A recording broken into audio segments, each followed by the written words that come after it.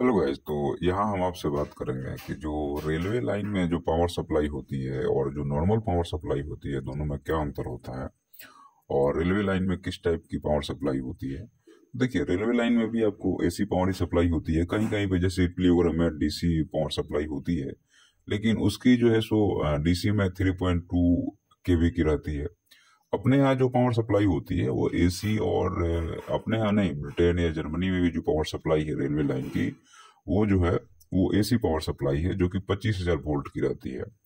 और इसमें auto transformer लगे रहते हैं बीच बीच में, जो क्या करते हैं कि जो न्यूट्रल लाइन से पावर सप्लाई को फिर से रीजनरेट करके भेज देते हैं। तो कई बार लोग कंफ्यूज हो जाते हैं कि ये 50 केवी की एसी सप्लाई है। नहीं, ये है 25 केवी की, लेकिन ऑटो जनरेशन के कारण आपको लग रहा है कि वो 50 केवी की है। पहली बात। दूसरी बात यहाँ पे ये है कि जो नॉर्मल पावर सप्लाई है, अच्छा, पावर सप्लाई का जो अलग अलग देशों में या मेट्रो वगैरह में अलग अलग मीडियम है। जैसे एक तो पावर सप्लाई ये होती है कि ओवर लाइन अपन ले जा रहे, ओवर हेड लाइन। तो लेकिन इसमें समस्या ये रहती है, कई बार जो है सो लाइनें टूट करके और ट्रेन पे भी गिर सकती है। ये समस्या है। दूसरी एक पावर सप्लाई लाइन होती है जो कि ट्रेन के थ्रू, मतलब कि जो उसकी पटरी रहती है वहीं से सप्लाई दी जाती है, और ब्रश के थ्रू जो है सो वो पावर लेती है। लेकिन इसमें भी पब्लिक को या और किसी को नुकसान होने का खतरा ज्यादा है, क्योंकि वोल्टेज 25,000 केवी का है। और ये जो 25,000 केवी का वोल्टेज है, 132 केवी या 162 केवी से ये सप्लाई आती है। स्टेट ऑन पावर सप्लाई जो भी रहते हैं वहां से पावर ले लेती है रेलवे।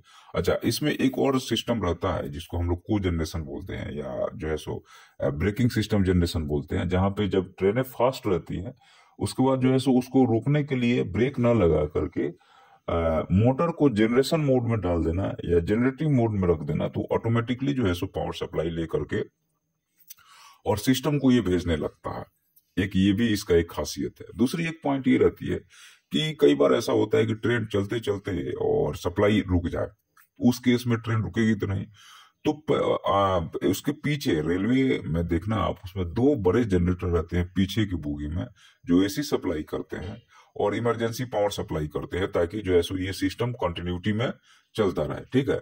अब इसमें जो आपका मैकेनिकल या सिविल वर्क है कि इसकी लाइन का इरेक्शन वगैरह कैसे होता है, इसमें सप्लाई को कैसे मेंटेन करने के लिए क्या क्या है, उसको हम लोग बाद में नेक्स्ट लेक्चर वगैरह में देखेंगे।